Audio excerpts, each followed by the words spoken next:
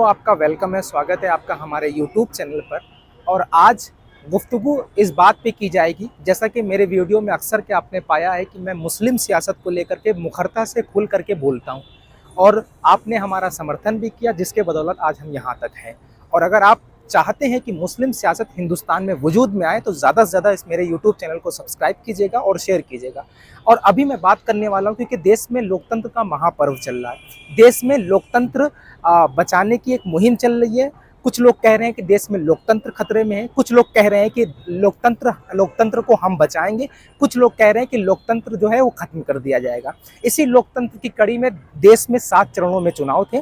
2 चरण के चुनाव संपन्न हो चुके हैं, अब 5 चरणों के चुनाव बाकी हैं। मतलब 5 चरणों में अभी भी लोगों की किस्मत का अंदाजा लोग लगा रहे हैं कि कौन जीतेगा और कौन हारेगा। और जो 2 चरण के चुनाव हुए हैं उन सभी उम्मीदवारों की किस्मत ईवीएम में कैद हो गई है। 4 जून को इसका फैसला आ जाएगा। लेकिन मुस्लिम सियासत को लेकर के कोई भी नहीं बोल रहा है। हिंदुस्तान में अगर मैं भाजपा के बारे में कहूं तो भाजपा भी देश की एक बड़ी पार्टी है। मैं ये कह सकता हूं कि कांग्रेस से बड़ी पार्टी अगर कोई है तो वो भाजपा पार्टी है।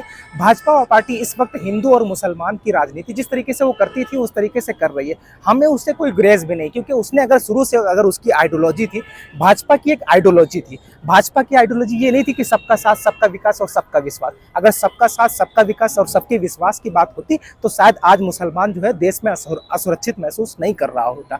तमाम जो है सर्वे के मुताबिक ये पता चल रहा है, लोग भाजपा को, मुसलमान खास करके मुसलमान भाजपा को हराने के लिए वोट कर रहा है। ये किसी से छुपा हुआ नहीं है। अगर मुसलमानों की भाजपा पार्टी रहनुमाई करती है तो फिर मुसलमानों के पक्ष में देश के प्रधानमंत्री, वजीर आजम, मैं बहुत इज्जत के साथ दायरे में रह करके मैं ये कहता हूँ कि अगर सच में भाजपा सबका साथ और सबके विकास की बात करती है तो शायद मंच पे प्रधानमंत्री मोदी को ये नहीं कि हिंदू और मुसलमान, शमशान और कब्रिस्तान और राम मंदिर और मस्जिद की राजनीति नहीं करनी होती। आज आपने देखा होगा कुछ दिन पहले एक बयान नरेंद्र मोदी साहब का जारी हुआ था और उन्होंने कहा था कि देश में जो कांग्रेस है, कांग्रेस का जो मैनिफेस्टो है उसमें ये कहा गया है कि देश की तमाम संपत्ति का आकलन किया जाएगा कि किसके पास क्या है, और फिर तमाम आकलन करने के बाद वो संपत्ति उसको दे दी जाएगी जो देश में घुसपैठी है। और उन्होंने खुल करके एक कम्युनिटी का नाम भी लिया। तो मेरा भाजपा पार्टी से कोई गिरेज नहीं है, मैं बता दूं, क्योंकि मैंने कभी भी भाजपा पार्टी को इक़्तिदार में लाने की कभी कोशिश नहीं की। हम लोगों ने सिर्फ और सिर्फ भाजपा को हराने के लिए वोट किया है, तो मेरा हक भी नहीं बनता कि मैं भाजपा से सवाल करूं। खास करके मैं एमआईएम का समर्थक हूं। मैं समर्थक हूं, मैं कोई नेता नहीं हूं। मैं एमआईएम का समर्थक हूं और समर्थक के नाते मैंने तमाम वीडियोज़ बनाई और आप तक पहुँचाई। अब हकीकत ये है कि कुछ लोग कह रहे हैं कि इस वक्त जो है भाजपा को वोट दे, भाजपा के खिलाफ वोट कर दिया जाए और इंडिया गठबंधन की सरकार बना दी जाए। चलिए कुछ वक्त के लिए मान लेते हैं कि देश के अंदर इंडिया गठबंधन की सरकार बनने वाली, लेकिन सवाल ये है कि बनेगी कैसे? राहुल गांधी बनेगी कैसे? देखिए महाराष्ट्र के अंदर देखिए मुसलमानों का एक फैक्टर है। हिंदुस्तान में अगर राजनीति किसी के बल पर है, हिंदुस्तान में अगर कोई राजनीति करता है तो यकीनन वो हिंदू मुसलमान की राजनीति बहुत उरूज पर है। धर्म के नाम पर, धर्म के जातियों के नाम पर हमेशा से जो है वो राजनीति होती आई है और आज भी हिंदू और मुसलमानों की राजनीति हो रही है। लेकिन जो पार्टियां मुसलमानों की रहनुमाई करती थी, जो मुसलमानों की सियासत में हक दिलाने की बात करती थी, जो ये कहती थी कि जिसकी जितनी भागीदारी उसकी इतनी हिस्सेदारी, उसी पार्टी ने, उसी इंडिया अलायंस ने, उसी गठबंधन ने महाराष्ट्र में लगभग 48 लोकसभा सीटें होने के बावजूद भी एक भी लोकसभा सीट पर मुस्लिम उम्मीदवार को नहीं खड़ा किया है। मतलब अगर ये देखा जाए कि जिसकी जितनी भागीदारी उसकी उतनी हिस्सेदारी के मुताबिक भी अगर महाराष्ट्र में 48 लोकसभा सीट होने के बावजूद अगर भागीदारी की बात की जाए तो 3 सीटें कम से कम लोकसभा सीटें मुसलमानों के हक में जानी चाहिए थी, लेकिन मुसलमानों के हक में 3 सीटें नहीं दी गई। 3 सीटें छोड़िए, एक भी सीट नहीं दी गई। तो हम किसे रहनुमा माने? तेजस्वी यादव को माने?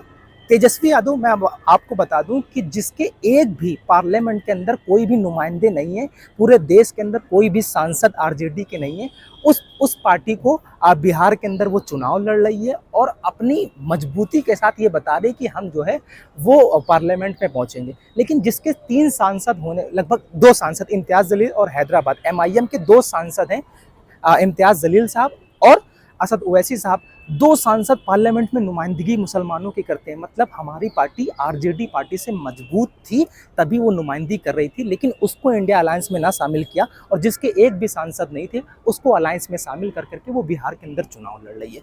अब बात करते हैं अखिलेश यादव की। अखिलेश यादव कह रहे हैं कि हम मुसलमानों की रहनुमाई करेंगे। मेरी मुबारकबाद है अखिलेश यादव साहब को। मैं राहुल गांधी को प्रधानमंत्री बनना देखना चाहता हूँ, मैं अखिलेश भैया को प्रधानमंत्री बनना देखना चाहता हूँ, मैं ममता दीदी को प्रधानमंत्री बनना देखना चाहता हूँ, मैं तेजस्वी बाबू को देखना चाहता हूँ। लेकिन तेजस्वी बाबू और राहुल भैया, अखिलेश भैया, मेरा सवाल ये है, क्या आप हमारी रहनुमाई करेंगे? आज़ादी से लेकर के अब तक तो हमने किसी को पार्टी को आने ही नहीं दिया। पीस पार्टी मुसलमानों की बनी, लेकिन वजूद पर आई, लेकिन हकीकत में वो ज़मीनी स्तर पर नहीं रही। उसका कोई इतना वोट बैंक मजबूत नहीं था कि वो जीत सके। लेकिन हमने आपको जिताया, हमने आपको कुर्सी पर बैठाया, मुसलमानों ने आपको हमेशा साथ दिया और मुसलमान आपसे बगावत करने के लिए तैयार नहीं। आज भी हिंदुस्तान का मुसलमान भाजपा को हराने के लिए वोट कर रहा है। यकीन, ये हकीकत है, ये तल्ख हकीकत है। हाँ, ये बात आप मान लीजिए कि एमआईएम के समर्थक जो आपको वोट कर रहे हैं, ऐसा नहीं कि वो आपके समर्थक हैं, वो सिर्फ भाजपा को हराने के लिए वोट कर रहे हैं। तो मेरा सवाल सिर्फ और सिर्फ ये है कि अगर हमने इस चुनाव पर आपको चुन लिया, अगर हमने इस चुनाव पे आपको अपना रहनुमा बना लिया फिर से, तो क्या आप हमारी सियासी रहनुमाई को मजबूत करेंगे? आप हमारी हिस्सेदारी देंगे? आप हमारी भागीदारी, हमारी जो भागीदारी है उसके मुताबिक हमें सीट और ओहदा देंगे? अगर आप देंगे तो हम आपके साथ कदम से कदम मिला के चलेंगे। मुसलमानों, सवाल सिर्फ और सिर्फ इतना है कि जिसकी जितनी हिस्सेदारी उसकी उतनी भागीदारी के हिसाब से अगर हमें मुसलमानों को देखा जाए कि मुसलमान आज सियासत में कहाँ खड़ा है, तो मुसलमान सियासत में पीछे हो चुका है। मुसलमानों को चाहिए कि अपनी रहनुमाई, अपनी ताकत को मजबूत कीजिए। अगर अखिलेश यादव आपकी ताकत को मजबूत करना चाहते हैं, अगर आपको ले जाना चाहते हैं, तो बिल्कुल उनके साथ चाहिए।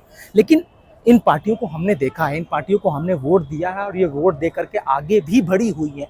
आज ये इतनी ज़्यादा मजबूती के साथ अगर चुनाव देश में लड़ रही हैं, तो कहीं ना कहीं हमने इनका माल से, जिस्म से, झंडे और डंडे पकड़ करके इनके नारे लगाए, तब जाकर के ये आज पार्टी वजूद में आई और हमारी सियासत करती हैं। तो अगर अखिलेश यादव, राहुल गांधी, तेजस्वी बाबू, ममता दीदी, ये सब अगर आपकी रहनुमाई करना चाहते तो मेरा सवाल है, मैं खुद एमआईएम का समर्थक होने के बावजूद मैं अखिलेश यादव आपको उत्तर प्रदेश के अंदर वोट दूंगा। लेकिन मेरा सवाल ये है कि जब बाबरी का मसला आएगा तो क्या आप खोल के बोलेंगे? जब 3 तलाक का मसला आएगा, तब आरियत में मुदाखलत होगी, तो क्या आप चौराहों पर उतरेंगे? जब मुसलमानों की मॉब लिंचिंग होगी, तो क्या आप मेरे लिए उतरेंगे? जब मुसलमानों के जवानों की जवानियां जो बर्बाद होंगी, बेगुनाह बेकसूर उनको जेल की सलाखों के पीछे डाला जाएगा, तो क्या आप उतरेंगे? जब मुसलमानों के घरों को ज़मींदोज़ कर दिया जाएगा बुलडोज़र के ज़रिए, तो क्या आप हमारे हक़ में आवाज़ उठाएंगे? क्या आप हमें सियासी ताकत देंगे जिससे हम आगे लड़ सकें? अगर आप हमें सियासी ताकत देंगे, आप खुल करके बोलिए कि हिंदुस्तान के अंदर हम जो है वो धर्मनिरपेक्ष हैं। आप खुल करके बोलिए कि हम मुसलमानों के साथ हैं, हम हिंदुओं के साथ हैं, हम यादवों के साथ हैं, हम पंडितों के साथ हैं। आप खुल करके बोले और ये भी बोलिएगा कि हम जब शरीयत में मुदाखलत होगी तो हम बोलेंगे, जब आपके जवानों की जवानियाँ बर्बाद होंगी तो हम बोलेंगे, हम आपके जवानों को सुरक्षित रखेंगे, हम आपकी मस्जिदों को सुरक्षित रखेंगे, हम आपकी शरीयत में मुदाखलत नहीं होने देंगे, हम जो है आपको सियासी रहनुमा बनाएंगे, हम आपको शिक्षा के क्षेत्र में आगे ले जाएंगे, हम आपको रोज़गार के क्षेत्र में आगे ले जाएंगे, हम आपको सियासत में रहनुमा, सियासत में आपको सियासत वाली ताकत बख्शेंगे। अगर आप ये सब में तैयार हैं तो देश का मुसलमान आपके साथ है। अदरवाइज़ मुसलमानों के पास एक अपना एक ऑप्शन बन चुका है। अब भले हारे या जीते, लेकिन इस वक्त अगर आपने इन शर्तों को नहीं कबूल किया, तो ये समझ लीजिए देश का मुसलमान जो है वो आपको हराने के मूड में तैयार हो चुका है, लेकिन जिताएगा भी अगर आप खुल करके आएंगे। तो उम्मीद है कि मेरे मकसद को समझ गए होंगे। ज़्यादा से ज़्यादा इस वीडियो को शेयर कीजिएगा और मेरे यूट्यूब चैनल को ज़रूर सब्सक्राइब कीजिए।